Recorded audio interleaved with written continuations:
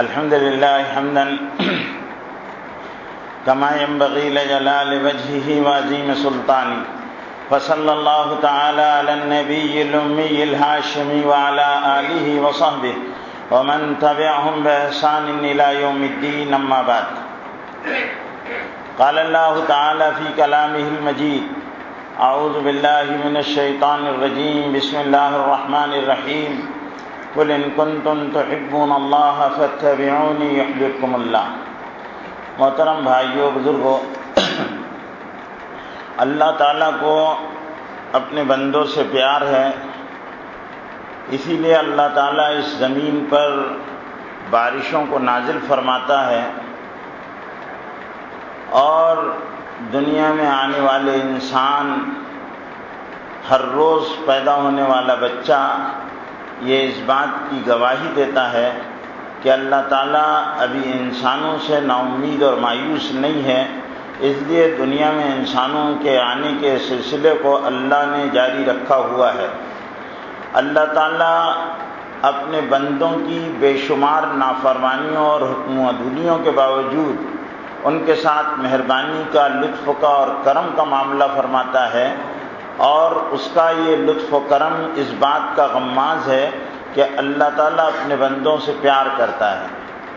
ظاہر بات ہے کہ جس اللہ نے ہم کو پیدا کیا اور ہم کو اس دنیا میں زندگی گزارنے کے بھرپور چانسز اور مواقع عطا کیے، ہماری ضروریات کے سارے سامان کو اکٹھا کیا اور تمام نعمتوں کو ہمارے لیے اللہ تعالیٰ نے وافر مقدار میں دیا، نہ اس پر کوئی کوٹا مقرر کیا، نہ اس کے لیے کوئی راشننگ کی کے دکانوں کی طرح ہمارے لیے کوئی مقدار مقرر کی. ہوا دی تو وافر دی، پانی دیا تو وافر دیا، زمینیں دی تو وافر دی، کھانے کو دیا تو وافر دیا، بینائی دی تو وافر دی، اور ہر چیز سماعت دی تو وافر دی. کسی چیز میں اللہ رب العزت نے ہمارے ساتھ کمی نہیں کی. بے شمار نعمتیں ہیں جن نعمتوں پر اگر انسان غور کرے کہ میرے اللہ نے مجھے کیا دیا. ماں باپ اپنی اولاد کو اتنی وافر مقدار میں نہیں دیتے، بھائی بھائی کو نہیں دیتا، اور ہر ایک دوسرے سے زیادہ پانے کی کوشش کرتے ہیں.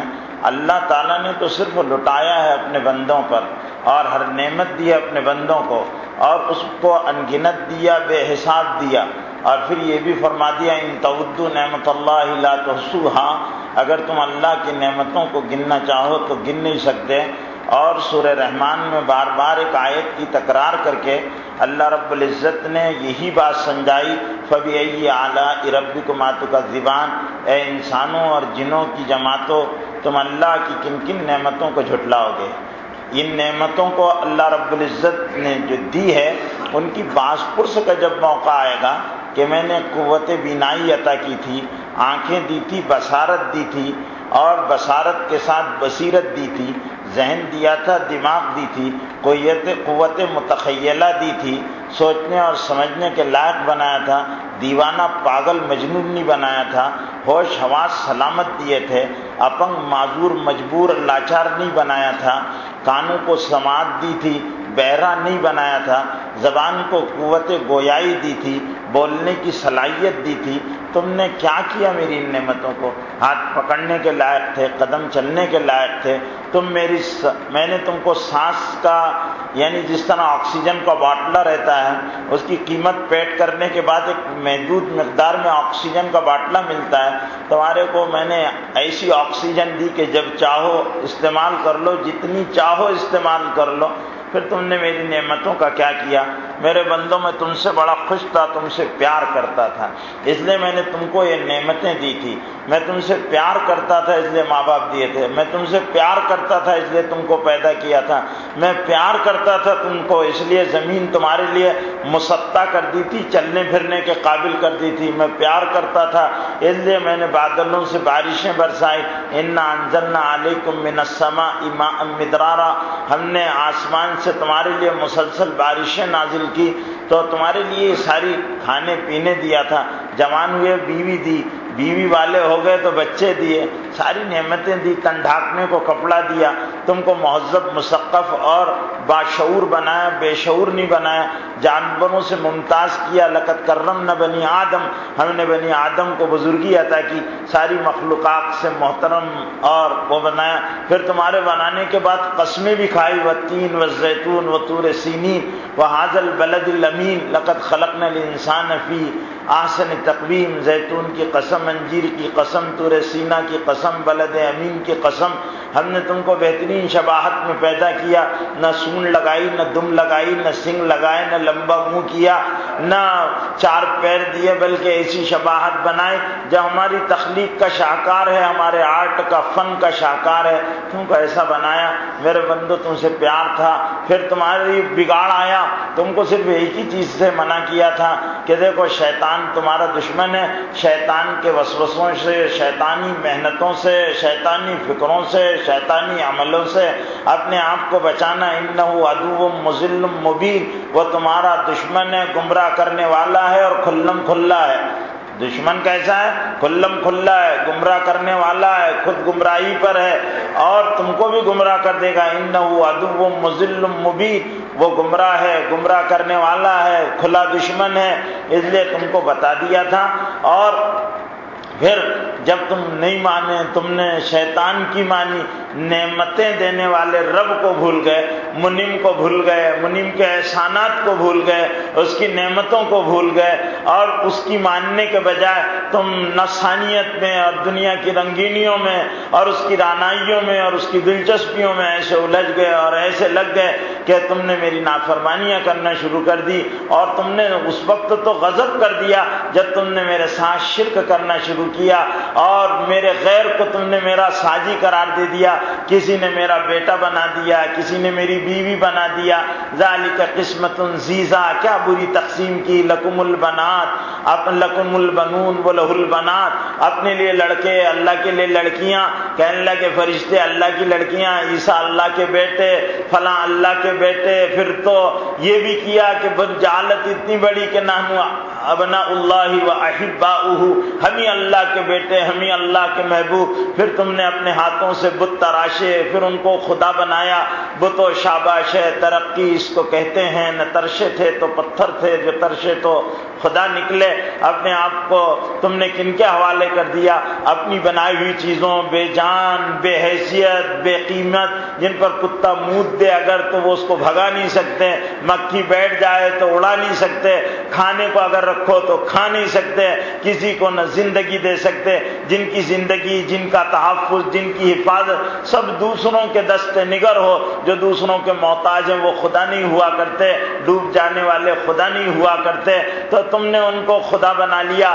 تم کبھی اجرام سماوی کی جو میری کرشمہ سازیاں تھی اس سے مجھ تک پہنچتے، آسمان پر ستاروں کو دیکھتے، مریخ و طارت کو دیکھتے، زحل کو دیکھتے، مشتری کو دیکھتے، مریخ کو دیکھتے، چاند کو دیکھتے، سورج کو دیکھتے، بادلوں کے اٹھنے کو دیکھتے، بادلوں کے برسنے کو دیکھتے، بخارات کو دیکھتے، پھر میری قدرت کو دیکھتے، مردہ زمینوں کو زندہ ہوتے ہوئے دیکھتے۔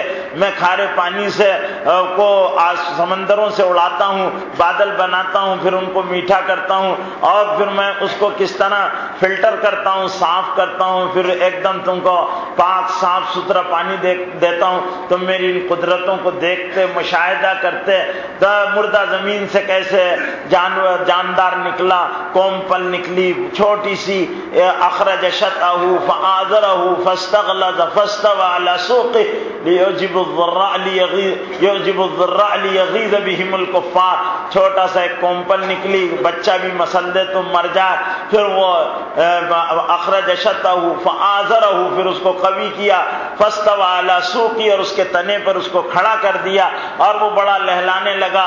اور تم یہ ساری چیزوں کا مشاہدہ کرتے رہتے ہو، یہ کس کے لیے کیا، یہ دنیا کس کے لیے بنائی، یہ دنیا کے سامان، یہ ساری سین سینریاں کس کے لیے، اور یہ سارے مناظر دلکش کس کے لیے، یہ ہواؤں کا چلنا کس کے لیے، یہ پانی کا برسنا کس کے لیے، یہ اولاد کا پیدا ہونا کس کے لیے، یہ رزق کے اسباب کا پیدا کرنا کس کے لیے، یہ ساری نعمتیں میرے بندوں میں نے تمہارے لیے دی۔ تم نے میرے ساتھ کیا سلوک کیا، میری نافرمانی نافرمانیاں کرنے لگے، میرے حکم و دنیا کرنے لگے، میری ذات میں شریک کرنے لگے، میری بیوی بنانے لگے، میرے بیٹے بنانے لگے۔ وَلَهُ الْمَثَلُ الْأَعْلَىٰ كُلَّ يَوْمٍ هُوَ فِي شَأْنٍ قُلْ هُوَ اللَّهُ أَحَدٌ اللَّهُ الصَّمَدُ لَمْ يَلِدْ وَلَمْ يُولَدْ وَلَمْ يَكُن لَّهُ كُفُوًا أَحَدٌ۔ اس کے جیسا کوئی نہیں، وہ تنہا ہے، نہ بیوی رکھتا ہے، نہ بچے رکھتا ہے، نہ اس کو بیوی بچوں کی ضرورت ہے۔ وہ ہر روز کل یوم ہوا فی شان، ہر روز ایک نرالی شان والا ہے، قادر مطلق ہے، حی ہے، قیوم ہے، اور سارے نظام کا چلانے والا ہے، کاموں کا بنانے والا ہے، وکیل بھی ہے، نصیر بھی ہے، نعم المولا بھی ہے، نعم النصیر بھی ہے، خلاق عالم بھی ہے، خلاق ازل بھی ہے، دست قدرت میں سب ہے اس کے۔ لا الہ الا اللہ الحلیم الکریم، هو اللہ القاہر، هو اللہ القاہر فوق عبادی، هو اللہ لا الہ الا هو رب العرش العظیم، هو الخالق البارئ المصور، له الاسماء الحسنى، اس کے لیے پاکیزہ نام ہے۔ تم نے اس اللہ کو نہیں پہچانا، اس کی صفات کو نہیں پہچانا، تم نے دیوی دیوتا کر لیے، تم نے مزارات پر جا کر جب سجدہ جبی آسائی کرنا شروع کر دی، اور تم ان کو یعنی یہ کیا تماشا ہے، ہو نکو نام جو قبروں کی تجارت کر کے کیا نہ بیچو گے جو مل جائیں صنم پتھر کے، یہ حال ہے۔ تم نے تجارتیں شروع کر دی اور تم نے میرے ساتھ کھلواڑ کیا، میں اللہ تھا، مجھے اللہ کو نہیں تم نے پہچانا، اور تم نے کیا کیا کیا۔ تو اللہ رب العزت نے پھر بھی اپنے بندوں کے ساتھ پیار کا معاملہ فرمایا۔ پھر اللہ نے کیا کیا کہ جب بندے اتنے گرے اتنے گرے اتنے گرے کہ گرنے والا گرنے کی انتہا کر دے، ایک آدمی جو شادی شدہ ہو وہ نہیں چاہتا کہ اس کی بیوی کو پرایا مرد دیکھے، ہاں یہ ہے کہ بہت بے حیا ہو، بہت دیوس ہو، بہت بے غیرت آدمی، بے ضمیر ہے، تو وہی اپنی عورت کو لے جائے گا محفلوں میں، لوگوں سے ہاتھ ملوائے گا اور اپنی بیویوں کا تعارف اور انٹروڈیوس کرائے گا کہ یہ میری وائف ہے، یہ فلاں ہے، یہ تو جو بہت ہی بے حیا قسم کا آدمی ہوگا، جس کا ضمیر مر چکا ہوگا، جس کی غیرت فنا ہو چکی ہوگی، تو وہی اس طرح کی ذلیل حرکتیں کرے گا۔ غیرت دار مرد یہ چیزیں نہیں کرتے، وہ عورت کو اپنی حیا سمجھتے، بیٹی کو اپنی حیا سمجھتے، بہن کو اپنی حیا سمجھتے، ماں کو اپنی حیا سمجھتے، اور وہ غیرت کا تقاضا اس کو سمجھتے ہیں کہ نہیں بھائی پرائی نگاہ میری ماں پر، بہن پر، بیوی پر، بیٹی پر نہ پڑے۔ ایک انسان کی غیرت کا عالم یہ ہوتا ہے کہ وہ اپنی بیوی میں دوسرے کی شرکت کو برداشت نہیں کرتا کہ میں میری بیوی کا شوہر ہوں، میری بیوی کسی اور کو تاکے، جھانکے، دیکھے، باتیں کرے، اس سے سیل فون پر لگی رہے، تو آدمی کی غیرت اس کو برداشت نہیں کرتی۔ غیور آدمی طلاق دے دے اور غیور آدمی اس کو چھوڑ دے، اس سے کنارہ کشی اختیار کر لے، کیونکہ یہ مردانگی کی توہین ہے۔ اللہ نے مردوں کو قوام بنایا ہے، الرجال قوامون علی النساء، مرد جو ہے وہ عورتوں پر قوام ہے، اور قوامیت کا تعلق یہ ہے کہ آدمی کو غیرت آئے، وہ خوددار بنے، باحیا بنے، غیور بنے، بے باک بنے، جری بنے، اور اس میں جسارت ہو، اور اس کو پانی آئے۔ جس آدمی کا پانی مر گیا ہو اور جس آدمی کی حیا چلی گئی ہو، تو پھر اذا فاتک الحیاء ففعل ما شئت، جب حیا چلی جائے تو تمہارا دل جو چاہے وہ کرو، کیونکہ حیا بندوں سے بھی، حیا اللہ سے بھی، حیا بندوں سے یہ ہے کہ آدمی ان کے سامنے نہ کرتا ہو۔ اللہ سے اتنے لائق بھی اللہ کو نہیں آپ اور ہم سمجھیں کہ گناہ کریں اور اللہ سے حیا نہ کریں، گناہ کریں اللہ سے حیا نہ کریں، گناہ کریں اللہ سے حیا نہ کریں۔ میرے بھائیوں، کیا اللہ جس کی زمین پر رہتے ہو، جس نے وجود بخشا ہے، جو منعم نے نعمتوں سے نواز دیا ہے، اس کی حیا کا اتنا بھی تقاضا نہیں ہے کہ ہم گناہ کرتے وقت ذرا ابا سے ڈریں، اماں سے ڈریں، بھیا سے ڈریں، بہنوں سے ڈریں، سماج میں لوگوں سے ڈریں؟ نہیں بھی کوئی دیکھ رہا ہے، کوئی دیکھ لے گا کیا ہوگا، کوئی دیکھ لے گا کیا ہوگا۔ ارے وہ جو دیکھ لے گا، جس کے ہاتھوں میں بنانا اور بگاڑنا ہے، جو سزا اور جزا کا مالک ہے، اگر وہ دیکھ لے گا تو کیا ہوگا؟ اس کے حیا نہیں۔ تو اللہ تعالیٰ کو پھر بھی اپنے بندوں سے پیار ہے، پھر بھی اس نے اپنے بندوں کے لیے کیا کیا کہ اللہ رب العزت نے نبی بھیجے، اور ہر قوم میں ہر دور میں نبی آئے، اور نبیوں نے آ کر انسانوں کو یہ سمجھایا کہ بندو، تمہارے پیدا کرنے والے کو تم سے بہت پیار ہے، اور تمہارا پیدا کرنے والا تمہارے بگاڑ پر مطمئن نہیں ہے، وہ نہیں چاہتا تمہاری یہ موجودہ طرز زندگی پر، وہ راضی نہیں ہے، اس کو یہ تمہاری زندگی کا طور ڈھنگ اور یہ تمہاری زندگیوں کے ڈھرے اور جس ڈگر پر تمہاری گاڑیاں پھسل رہی ہے، اللہ کو پسند نہیں ہے۔ تمہاری گاڑیاں شیطان شیطان کے ایجنٹ چلا رہے ہیں، اس کے دلال چلا رہے ہیں، یورپ کے کلی چلا رہے ہیں، نفسانیت کے غلام چلا رہے ہیں، شہوتوں کے غلام چلا رہے ہیں، جنہوں نے دنیا میں بے حیائی برائی کو بس نافذ کرنا ہے، چلانا ہے۔ اللہ کو ان لوگوں کی یہ طرز پسند نہیں ہے۔ تم ان کے چکروں سے بچو، تم اچھے راستوں پر آؤ، تمہارا اللہ نے اس لیے اللہ نے نبی بھیجے۔ نبیوں نے آ کر کیا کہا؟ یا قومی، اے میرے لوگوں، اے میری قوم والو، میں تمہارے اندر رہا ہوں، انی لکم ناصح امین، میں تمہارا بھلا کرنے کے لیے آیا ہوں، برا کرنے کے لیے نہیں آیا ہوں۔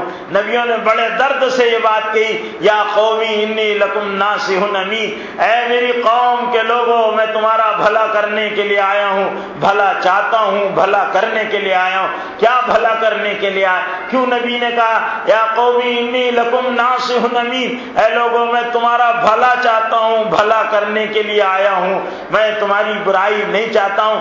اور تمہارا بھلا کرنے کے لیے کس نے بھیجا ہے؟ اللہ نے بھیجا ہے۔ اللہ نے رسولوں کو انسانوں کے بگاڑ کے مقابلے پر بھیجا، کیونکہ اللہ کو اگر پیار نہ ہوتا، اپنے بندوں سے محبت نہیں ہوتی، تو میرے بھائیو اللہ کو، نبیوں کو، رسولوں کو، کتابوں کو بھیجنے کی ضرورت نہیں پیش آتی۔ ہرگز اللہ کو کیا پڑی تھی کہ اللہ راستہ بتاتے؟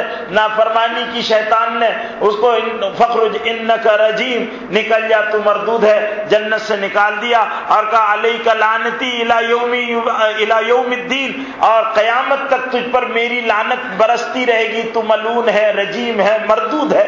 اب میرے بھائیوں، جس کو ہمارے پیدا کرنے والے نے رجیم کہا ہو، ملعون کہا ہو، لعین کہا ہو، مردود کہا ہو، اس کو نکال دیا ہو، اپنی نظروں سے گرا دیا ہو، اب اس کی آدمی مانتا ہو، اس کے کہنے پر چلتا ہو، اس کے وسوسوں سے متاثر ہوتا ہو، اس کے وسوسوں پر سوچتا ہو، اس کے وسوسوں پر عمل کرتا ہو، اپنی قوت فکر کو اس نے شیطان رجیم کے وسوسوں پر ڈال دیا ہو اور اس ڈھرے پر چلتا ہو، جس ڈھرے کو اور جس راستے کو اللہ نے ناپسند کر دیا ہے، اور اللہ نے کہا فخرج انک رجیم، تم نکل جا، مردود ہے۔ اس نے کہا ٹھیک ہے، انسان کی وجہ سے میں مردود ہوا، میرے اندر بدلے کی بھاونا ہے اور میں اس کا انتقام لوں گا، اور اب میں بھی تیرے سیدھے لأقعدن علی صراطک المستقیم، اے اللہ میں تیرے سیدھے راستے پر بیٹھا رہوں گا، اور جو اس راستے پر چلوں گا اس کے راستے کو میں ڈاکہ ڈال دوں گا، اس کو اس راستے پر چلنے نہیں دوں گا۔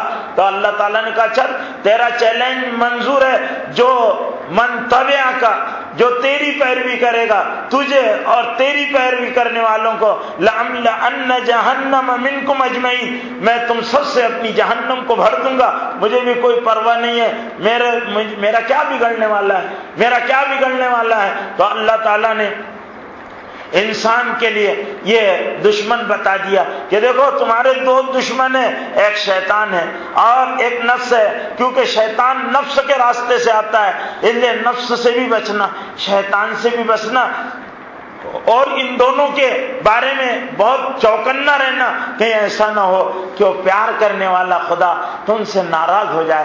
تو پھر اللہ رب العزت نے نبیوں کو بھیجا، اور نبیوں کو کیا پیغام لے کر بھیجا کہ جاؤ اپنی قوم کو سمجھ۔ اتنا بڑا نافرمان فرعون جس نے اپنے آپ کو خدا سمجھ لیا تھا اور اپنے آپ کو کہا کرتا تھا انا ربکم الاعلی، میں تمہارا پروردگار اعلی ہوں، تو اللہ نے اس فرعون سے بھی اللہ کو محبت، اللہ اس فرعون کو ملک کو دے رہے ہیں، اللہ اس فرعون کو باغات دے رہے ہیں، اللہ اس فرعون کو کھیتیاں دے رہے ہیں، اللہ تعالیٰ اس فرعون کو ملک کے تخت پر بٹھا دے رہے ہیں، اس کو بیویاں دے رہے ہیں، اللہ تعالیٰ اس کو ساری نعمتیں دے رہے ہیں، اور پھر اس کو اللہ تعالیٰ سمجھانے کے لیے اللہ تعالیٰ کس کو بھیج رہے ہیں؟ اپنے برگزیدہ بندے حضرت موسیٰ علیہ السلام کو بھیج رہے، اے موسیٰ اذهب الی فرعون، اے موسیٰ جاؤ فرعون کی طرف، اور دیکھو قولا لہ قولا لینا، اس سے نرمی سے بات کرنا۔ اے موسیٰ، کیوں پیار ہے فرعون سے اللہ کو، اس لیے اللہ تعالیٰ کہہ رہے ہیں اے موسیٰ دیکھو سختی سے بات کرو گے معاملہ بگڑ جائے گا، پیار سے بات کرنا، قولا لہ قولا لینا، بڑی مہربانی سے، بڑی محبت سے بات کرنا۔ شاید لعلہ یتذکر او یخشی، شاید وہ نصیحت حاصل کر لے، شاید وہ ڈر جائے۔ جاؤ پیار کرو اس کے ساتھ اور اس کے ساتھ محبت کرو، اس لیے کہ فرعون بھی میرا بندہ، حامان بھی میرا بندہ، شداد بھی میرا بندہ، نمرود بھی میرا بندہ۔ حضرت نوح علیہ السلام کو بھیج رہے اللہ تعالیٰ ان کی قوم کی طرف، تو کہہ رہے جاؤ اے نوح علیہ السلام، جاؤ اپنی قوم کی طرف جاؤ اور ان کو پیار سے ڈراؤ، پیار سے ڈراؤ، محبت۔ انذار کہتے ہیں محبت کے ساتھ ڈرانا، محبت کے ساتھ ڈرانے کو انذار کہتے ہیں، اس لیے نبیوں کی صفت نذیر ہے، محبت کے ساتھ ڈراتے ہیں، پیار کے ساتھ ڈراتے ہیں، اور بڑی ان کے کلام میں حکمتیں ہوتی ہے، اس کے ساتھ اس کو ڈراتے ہیں۔ جاؤ اپنی نوح علیہ السلام کو کہہ رہے جاؤ اور سمجھاؤ اپنی قوم کو۔ اور کتنے اللہ مہربان ہے، اللہ کا حوصلہ کتنا بڑا ہے، اللہ کا تحمل کتنا بڑا ہے، اللہ کتنے حلیم ہیں، کتنے درگزر کرنے والے ہیں، عفو کریم ہے کہ بندے کو موقع دے رہے۔ جاؤ۔ اور موسیٰ علیہ السلام، نوح علیہ السلام گئے اور اپنی قوم کو سمجھا رہے۔ کتنے، ایک دن کا سمجھانا نہیں ہے، ہم ایک دن اگر کسی کو سمجھائیں تو بس بھائی اپنے بس کا نہیں ہے سمجھانا، بس اس کو اللہ ہی سمجھے، اپنے بس کا نہیں ہے، ہم ہاتھ اٹھا لیتے ہیں اور ہمت حوصلہ کھو دیتے ہیں۔ حضرت نوح علیہ السلام کو اللہ بھیج رہے ہیں اور ایسے محاذ پر بھیج رہے ہیں جو بڑا کڑا ہے، بڑا کڑا محاذ ہے، پورا شرک پھیلا ہوا ہے خدا کے علاوہ، یغوث، یعوق، نصر اور پتہ نہیں کتنے معبود انہوں نے بنا رکھے ہیں اور ان کی عبادت اور پوجا ہو رہی ہے، اور دیویوں دیوتاؤں کے سامنے یہ نذرانے چڑھا رہے ہیں، ان کے سامنے جا رہے ہیں اور ان کو کہہ رہے کہ دیکھو اللہ کی طرف رجوع کر لو۔ رات دن سمجھا رہے۔ سورہ نوح اللہ نے نازل کی اور حضرت نوح علیہ السلام کی وہ آخری دور کی آخری دعا ہے جس میں نوح علیہ السلام کے تقریباً 1000 سال کی محنتوں کا درد چھپا ہوا ہے۔ حضرت نوح علیہ السلام کہتے ہیں اے اللہ میں نے اپنی قوم کو سمجھایا، اور میں نے ان کو کیا کہا، استغفروا ربکم انہ کان غفارا۔ میں نے ایسا بھی نہیں ڈرایا کہ وہ آپ سے دور ہو جاتے، میں نے تو ان کو یہ سمجھایا کہ دیکھو تمہارا رب بڑا معاف کرنے والا ہے، ان کو تم نے کتنے بڑے بڑے پاپ کیے اس کی پرواہ نہیں ہے اس اللہ کو، میرے بندے نے کیا خطائیں کی وہ جانتے ہیں، اللہ کو اپنے بندوں سے پیار ہے، بڑے سے بڑا خطا کر کر آئے تو انہ کان غفارا، ڈرو مت، گھبراؤ مت، اللہ معاف کریں گے، آ جاؤ تم، اللہ معاف کر دیں گے۔ جیسے ایک بڑا اپنے بچے کو سمجھاتا ہے جہاں تیری امی معاف کر دیں گی، تیری ماں ہے بیٹا، ناراض نہیں ہوگی، تو جا ماں کو معافی مانگ لے، ماں سے معاف کر دے گی، نہیں مارے گی۔ ہم کہہ رہے ہیں نہیں مارے گی، بچے کو سمجھایا جاتا۔ میرے بھائیوں ہم اتنے گئے گزرے ہیں کہ اپنے نفس کو ہم نہیں سمجھا سکے کہ استغفروا ربکم انہ کان غفارا، پلٹو اپنے رب کی طرف، معاف کرنے والا، اس کو پرواہ نہیں ہوتی بندے نے کیا گناہ کیا، اللہ تو یہ دیکھتے ہیں بندہ پلٹ کر کیسے آیا، میرے پاس آیا ہے۔ تو اللہ کا دامن عفو جو ہے اور دامن رحمت جو ہے وہ بندے کو لپک کر لے لیتا ہے۔ حدیث کے الفاظ ہیں کہ بندہ میرے پاس جب چل کر آتا ہے تو اتیت ہرولتن، میں دوڑ کر لپک کر اس کی طرف جاتا ہوں۔ بندہ چل کر آتا ہے، اتیت ہرولتن، میں دوڑ کر لپک کر جاتا ہوں۔ شان کریمی اللہ کی عجیب ہے کہ موتی سمجھ کے شان کریمی نے چن لیے۔ اقبال کہتا ہے موتی سمجھ کے شان کریمی نے چن لیے، قطرے جو تھے میرے عرق انفعال کے، بندے کی آنکھ سے اپنے گناہ کو یاد کر کر جب آنسو کا قطرہ، بلکہ یہ پلکیں گیلی ہو جاتی ہے، نمی آ جاتی ہے پلکوں پر، اور اللہ کے خوف سے بندہ ڈر جاتا ہے، اللہ گناہ ہو گیا، اے اللہ گناہ ہو گیا، اے اللہ گناہ ہو گیا، معاف آپ کریں گے، میں توبہ لے کر آیا ہوں آپ کے پاس۔ اللہ کہتے ہیں آ جا، استغفروا ربکم انہ کان غفارا، لوگوں اللہ سے توبہ کرو، بہت معاف کرنے والا ہے۔ حضرت نوح علیہ السلام اپنی قوم کو سمجھا رہے استغفروا ربکم انہ کان غفارا، پلٹ کر آ جاؤ میرے بندو، کیا تم نے گناہ کیے، تمہاری تمام فائلیں میں ختم کر دوں گا اور سب پر ڈیلیٹ مار دوں گا، اور کوئی بھی تمہارے اس میں نام اعمال میں کوئی بھی گناہ باقی نہیں رکھوں گا۔ حضور اکرم صلی اللہ علیہ وسلم صحابہ کو سمجھا رہے کہ بنی اسرائیل میں ایک آدمی تھا بڑا ظالم تھا، بڑا قاتل تھا، اس نے 99 مرڈر کیے، 99 مرڈر کرنے کے بعد اس کے ذہن میں خیال آیا کہ مجھ سے بڑا پاپی کون ہوگا، کیا میری بھی مغفرت ہو سکتی ہے؟ ایک اناڑی کے پاس چلا گیا، کہنے لگے میری مغفرت ہو سکتی ہے، جانتا تو نے کہا کیا گناہ کیا؟ کہا 99 مرڈر ہوئے۔ کہا کہنے لگے شرم نہیں آتی اتنے بڑے گناہ کرنے کے بعد پھر معافی کی بات کرتے ہیں؟ تو اس نے اس کو بھی مار دیا، کہنے لگے اب پورے 100 ہو گئے، سینچری مکمل ہو گئی۔ اب پھر بھی اندر ایک کسک تھی، ایک درد تھا۔ یہ کسک بھی کون پیدا کرتا ہے میرے بھائیوں؟ یہ بھی اللہ ہی پیدا کرتے ہیں، اللہ ہی کی طرف سے توفیق ہوتی ہے۔ وما توفیقی الا باللہ، میری توفیق بھی کسی کے کرم کا صدقہ ہے، مجھے جو توفیق ملتی ہے یہ اللہ ہی کے کرم کا صدقہ ہے۔ اللہ رب العزت جو ہے وہ اپنے بندے پر مہربان ہوتے ہیں تو توفیق دے دیتے ہیں، توفیق دے دیتے ہیں۔ اب اس کو توفیق دے دی، 100 پورے کر لیا، 100 کرانا بھی اللہ کو مطلوب تھا، 100 ہو گئے، پوری سینچری کا آگے بڑھا۔ ایک آدمی کے پاس گیا، وہ سمجھدار تھا، اس نے کہا کیونکہ اناڑی پیر میں اور سمجھدار پیر میں یہ فرق ہوگا کہ وہ بات کو سمجھے گا اور یہ سمجھے گا کہ یہ ہتھوڑا کب لگا ہے اور لوہا مڑنے کے لائق ہوا یا نہیں ہوا ہے، ورنہ میرے بھائیوں لوہے پر آپ ہزاروں گھن مار دیجئے، اگر تپایا نہ گیا ہو، گرم کیا نہ گیا ہو تو مڑنے کے لائق نہیں ہوتا۔ لیکن جب اس کو لوہار بھٹے میں تپا دیتا ہے اور وہ سرخ بن جاتا ہے تو وہ چھوٹی ہتھوڑی سے اس پر کوٹنا شروع کرتا ہے، پھر اس سے وہ دراتی بنا دیتا ہے، پھر اس سے کھرپی بنا دیتا ہے، پھر اس سے جو چاہتا ہے کلہاڑی بنا لیتا ہے، جو چاہتا ہے بنا لیتا ہے، کیونکہ اس کے لیے محنت کم لگتی ہے۔ تو اب وہ سمجھدار آدمی تھا، اس نے کیا کیا؟ کہنے لگے بھئی گناہ تو آپ نے بڑے کیے ہیں، معافی البتہ معاف کرنے والے کو اختیار ہے، لیکن آپ جس ماحول میں زندگی گزار رہے وہاں ذرا چانسز کم ہیں، کیونکہ آپ گناہ ترک نہیں کریں گے، پھر آپ کے موڈ کے خلاف کوئی بات ہوگی، پھر آپ کسی کے سر کو تن سے جدا کر دیں گے، قتل کر دیں گے، اس لیے ایسا کرو آپ کہ بستی چھوڑ دو اور ایک نیکوں کی بستی ہے اس میں چلے جاؤ، وہاں توبہ قبول ہو سکتی ہے۔ اندر درد تھا اور سچی طلب پیدا ہو گئی تھی تو چلا، وہی وقت تھا جب اس کی موت کا اللہ کی طرف سے فیصلہ ہو گیا، ملک الموت بھیجا گیا۔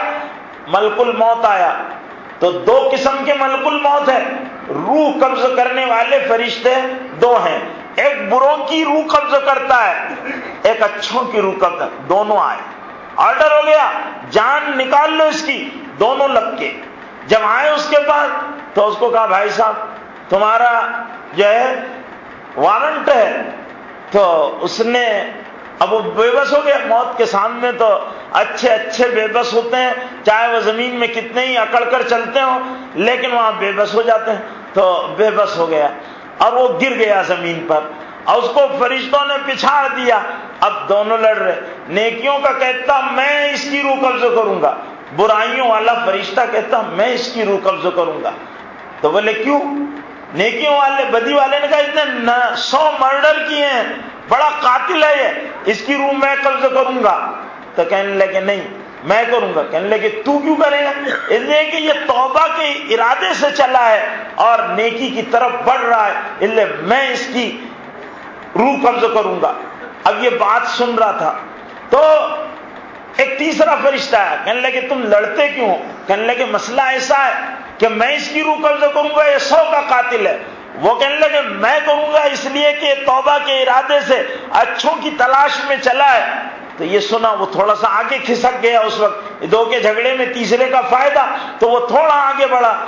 کہنے لگے بھائی صاحب لڑنے کی بات، وہ بھی آنے والا فرشتہ تھا، اس نے کہا یہ جدھر سے چلا ہے اگر ادھر کی طرف ہے یہ تو برائیوں کا فرشتہ اس کی روح قبض کرے، جدھر جانا چاہتا اگر ادھر کا حصہ کم ہے تو پھر نیکیوں والا کہ وہ خیر کی طرف بڑھ چکا تھا، اس لیے چلو ناپی گئی تو خیر کی طرف والا حصہ جو ہے وہ کم نکلا اور یہ شر والی جگہ سے آگے بڑھ گیا تھا، تو اللہ تعالیٰ معاف کرنے پر معافی کے بہانے اللہ تعالیٰ کو چاہیے، اللہ تعالیٰ بندوں کو بہانوں سے معاف کرتا۔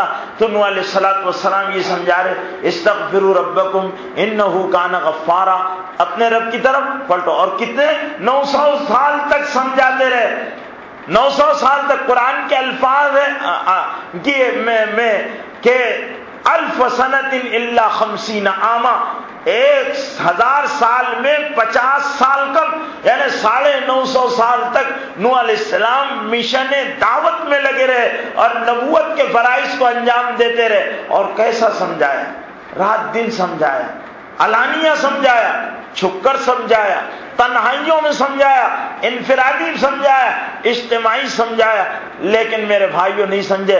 تو نبوت نے اپنا درد اور اپنا دل نکال کر رکھ دیا کہ اللہ اب کیا، آپ نے 1000 سال تک اپنے بندوں سے مایوس نہیں ہوا اور اللہ تعالیٰ ان کو موقع دیتا رہا، اور نوح علیہ السلام کا یہ 1000 سال میں کیا حال ہوا ہے کہ ان کے ساتھ مذاق ہوتا رہا، ان کا ٹھٹا ہوتا رہا۔ نوح علیہ السلام کو تکلیف، اپنے پیارے کو، نبی اللہ کے سب سے پیارے بندے ہوتے ہیں، اللہ کے سب سے پیارے کو، روئے زمین کے سب سے پیارے کو ستایا گیا، تانے دیے گئے، مارا گیا، اس کا ٹھٹا اڑایا گیا، اس کو جھوٹا کہا گیا، اس پر طرح طرح کی الزام تراشیاں کی گئی، اس کے عرص حیات کو تنگ کیا گیا۔ اللہ آسمان سے اپنے پیارے پر ہونے والی زیادتیوں کو دیکھتا رہا، لیکن اللہ اپنے بندوں سے پیار کرتا ہے۔ 1000 سال تک اللہ تعالیٰ نے موقع دیا۔ نوح علیہ السلام کہتے ہیں دعوت قومی لیلا ونہارا فلم یزدہم دعائی الا فرارا انی کلما دعوتہم لتغفر لهم جعلوا اصابعهم واستغشوا ثيابهم واسروا واستكبروا استكبارا ثم انی دعوت جہارا ثم انی اعلنت لهم واسررت لهم اسرارا۔ میں اللہ، لیکن وہ ہمیشہ دامن بچا کر نکل گئے تھے۔ اللہ اب بتا کیا ہوگا، اب بتا کیا ہوگا۔ اب حضرت نوح علیہ السلام کا آخری در سورہ نوح کی آخری آیتوں میں ہے کہ لا تذر علی الارض من الکافرین دیارا، اے اللہ زمین پر ان نافرمانوں کے گھروں میں سے کسی کو مت چھوڑنا۔ ربی لا تذر علی الارض من الکافرین دیارا ان تذرہم یضلوا عبادک، اے اللہ اگر آپ چھوڑ دیں گے یہ گمراہ ہیں، گمراہ کرتے رہیں گے، اس لیے آپ کے بندوں کو ان کو ہلاک کر دیں۔ پھر اللہ تعالیٰ کا غضب آیا۔ اللہ تعالیٰ نے اسی طرح موسیٰ علیہ السلام کو بھیجا، اور حضرت موسیٰ علیہ السلام فرعون کو سمجھا رہے بھئی تو خدا نہیں ہے، تو خدا نہیں ہے، خدا کی خدائی کا اور خدا کی نعمتوں کا تجھے استحقاق ضرور ہے اور تجھے اللہ نے اختیار ضرور دیا ہے، تو اس کی وجہ سے غلط فہمی کا شکار ہے، تو خدا نہیں ہے، تو اللہ کا بندہ ہے۔ حضرت نوح علیہ السلام کو اللہ بھیج رہے تو کہہ رہے جاؤ فرعون کو پیار سے سمجھانا، قولا لہ قولا لینا، پیار سے سمجھانا، محبت سے سمجھانا۔ کیا کہنا؟ قل اننی انا اللہ لا الہ الا انا فاعبدنی واقم الصلاۃ لذکری، جا کر کہنا کہ اللہ کے سوا کوئی عبادت کے لائق نہیں۔ اننی انا اللہ، اس کو یہ سمجھاؤ کہ میں اللہ ہوں، اننی انا اللہ لا الہ الا انا، میرے سوا کسی کی نہیں ماننا، لا الہ الا انا فاعبدنی، میری عبادت کرنا، واقم الصلاۃ لذکری، اور میری یاد کے لیے نماز کو قائم کرتے رہنا۔ فرعون کو سمجھانے کے لیے نوح علیہ السلام، موسیٰ علیہ السلام کو اللہ بھیج رہے، اور طویل زمانے تک موسیٰ علیہ السلام فرعون کو سمجھاتے رہے، نہیں سمجھ میں آئی بات، سمجھ میں آئی۔ کبھی کیا ہوتا ہے جن کی عقل بن رہتی ہے ان کو سیدھا سمجھاؤ تو سمجھ میں نہیں آتا، اور کتنا بھی سمجھاؤ تو وہ گھڑا جب الٹا ہو گیا اس میں پانی جانا نہیں ہے، پانی ڈالیں گے بہہ جائے گا۔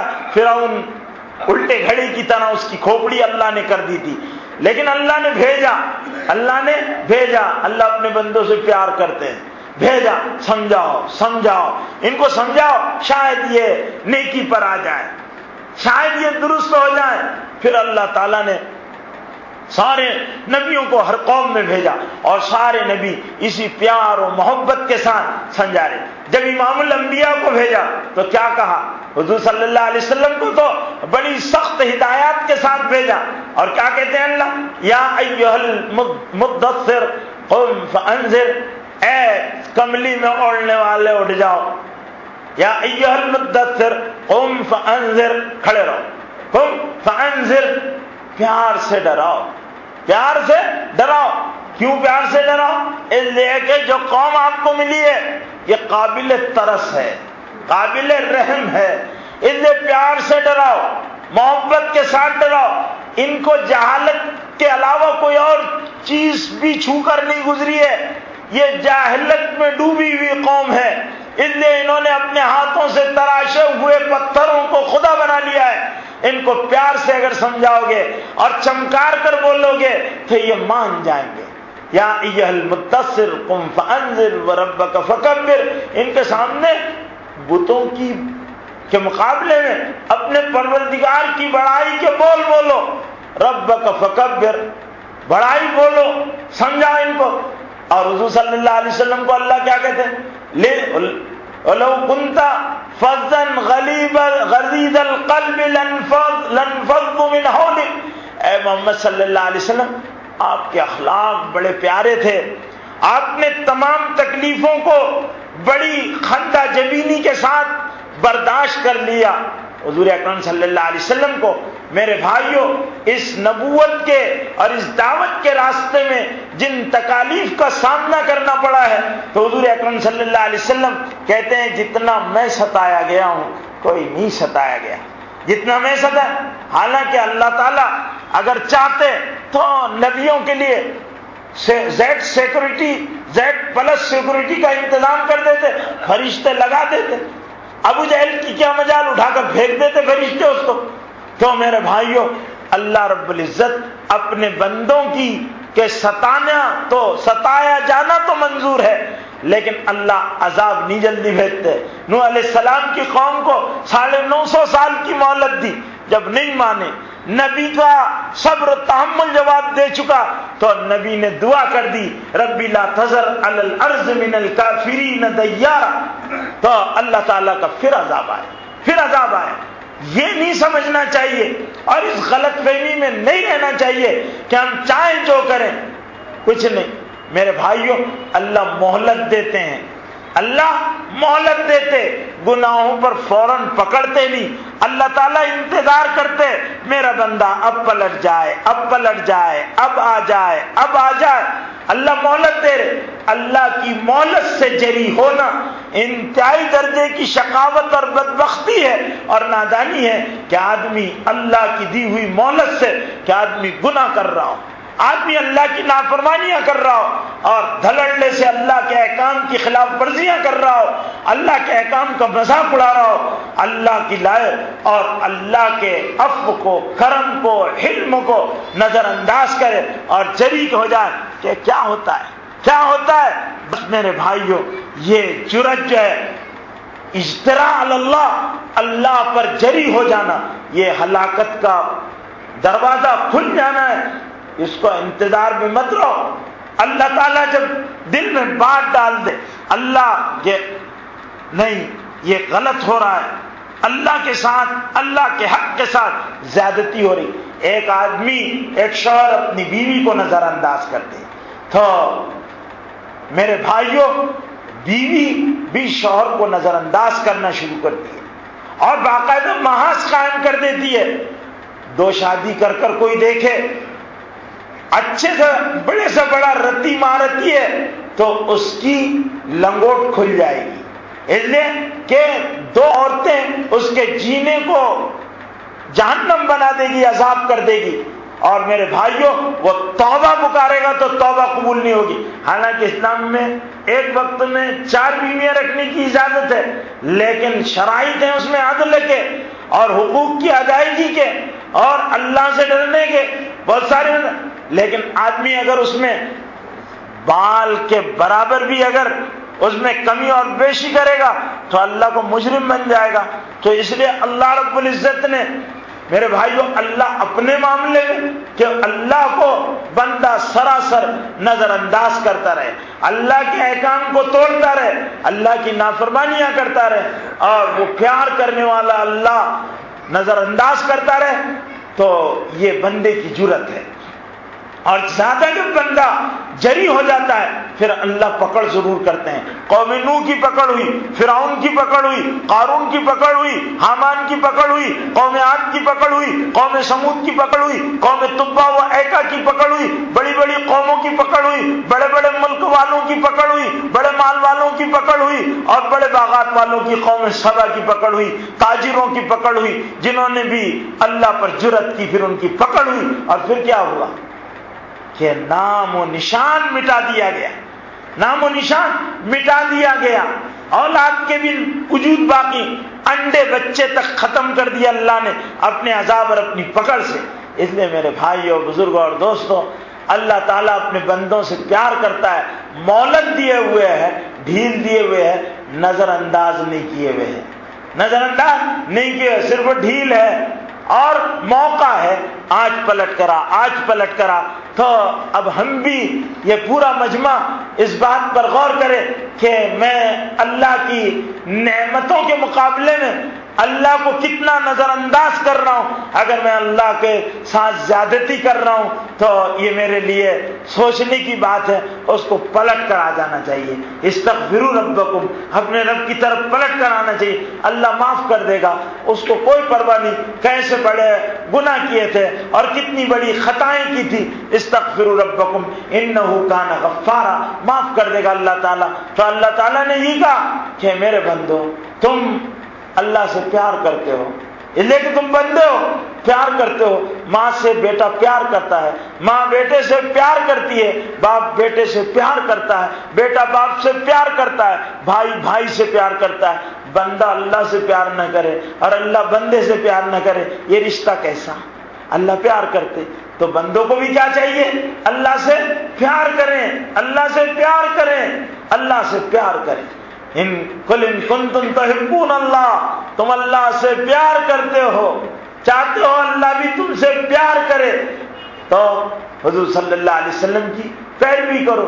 حضور اکرم صلی اللہ علیہ وسلم کے نقش قدم پر زندگیوں کا گزارنا بہت ضروری ہے. آج ہماری زندگیاں جن نقوش پر، جن خطوط پر اور جن راستوں پر گزر رہی ہے، ہر آدمی غور کرے کیا وہ مطمئن ہے؟ کیا وہ مطمئن ہے؟ اگر وہ مطمئن ہے تو بہت اچھی بات ہے، اگر وہ مطمئن نہیں ہے تو اپنے دل کو مطمئن کرے کہ اللہ سے پیار کا تقاضا یہ ہے اللہ راضی ہو جائے، اللہ راضی ہو جائے. اس لیے میرے بھائیوں ایک سیزن آ رہا ہے اللہ کی پیار کو، محبتوں کو، قربتوں کو اور اللہ کی نزدیکیوں کو لوٹنے کا. رمضان کیا ہے؟ اللہ سے قریب ہونے کا مہینہ، اللہ سے قریب ہونے کا مہینہ. اور اگلا جمعہ انشاءاللہ رمضان میں ہوگا. تو یہ پہلے سے میں گزشتہ جمعے یہ بات کہہ چکا تھا کہ ہماری دعاؤں کا انداز بدل جائے. لمبی دعائیں کرنا شروع کرو، نمازیں لمبی پڑھنا شروع کرو، ذکر دل لگا کر کرو. خاص طور سے جوان اپنی بیٹھکوں کو بدل دے، اپنے سوچنے سمجھنے عمل کے انداز کو بدل دے. حضور صلی اللہ علیہ وسلم کے ہاں شعبان ہی سے رمضان کی تیاری ہوا کرتی تھی، اور جب رمضان قریب آتا تو گھر والوں کو کہتے کمر کس لو رمضان آ رہا ہے، کمر کس لو رمضان آ رہا ہے. میرے بھائیوں کمر کس لو رمضان آ رہا ہے. رمضان میں قیام کرنا ہے، جاگنا نہیں ہے بولے دیوانوں کی طرح. قیام اللیل، طویل نمازیں پڑھنی ہے، مسجدوں میں گھروں میں طویل قراتیں کرنی ہے، اللہ کے رحمتوں کو اور برکتوں کو تلاشنا ہے، مغفرت ڈھونڈنی ہے، مغفرت پانی ہے، جہنم سے اپنے آپ کو آزاد کرانا ہے. تقوی کا مہینہ ہے، اپنے اندر تقوی پیدا کرنا ہے. قرآن کا مہینہ ہے، اپنے اندر قرآن کے خوبیاں اور کمالات پیدا کرنا ہے. قرآن کو سمجھنا ہے، قرآن پر عمل کرنا ہے، قرآن کو سننا ہے، قرآن کو سنانا ہے اور قرآن کو جزو زندگی بنانا ہے. رمضان آ رہا ہے، قرآن کا مہینہ آ رہا ہے، خدا کی مہربانیوں کا مہینہ آ رہا ہے، اس کی تیاری کرنا ہے. یہی اللہ کے پیار کو پانے کا مہینہ ہے. اللہ مجھے اور آپ کو رمضان المبارک کی صحیح قدردانی نصیب فرمائے، خاص طور سے نوجوانوں کو کہ وہ اپنی راتیں، اپنے دن لایانی میں، فضولیات میں، اللہ کی نافرمانیوں میں اس سیزن میں نہ ضائع کریں، وہ اپنے آپ کو تبدیل کر لیں، اللہ کے پیار کے حقدار بن جائیں، اللہ سے پیار کرنے والے بن جائیں۔ اللہ کئی سنی باتوں پر عمل کی توفیق نصیب فرمائے۔ وآخر دعوانا